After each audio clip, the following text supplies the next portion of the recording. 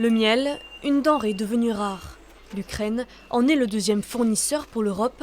Alors, depuis le début du conflit, le miel s'écoule à prix d'or. Selon Famille Michaud, leader mondial de la distribution de miel, son prix a bondi de 15% ce mois-ci sur le marché européen. Les conséquences vont se répercuter tout au long de la chaîne et il faut que les distributeurs en aient bien conscience.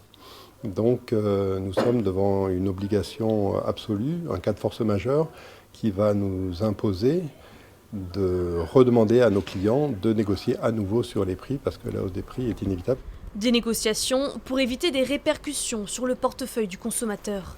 Autre problème, Famille Michaud achète 20% de son miel en Ukraine et les récoltes risquent d'être compromises sur plusieurs années.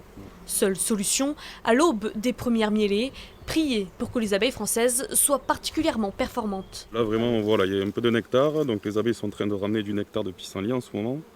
Et donc c'est vraiment le début et on espère que ça va continuer. Même si on sort d'une année 2021 avec de mauvaises récoltes, on peut espérer, en regardant ce beau temps et toutes les floraisons qui commencent à sortir dans les campagnes, que l'année 2022 sera une bonne année apicole. Si c'était le cas en France et en Europe, ça compenserait au moins partiellement le déficit sur le marché lié à l'absence de l'Ukraine.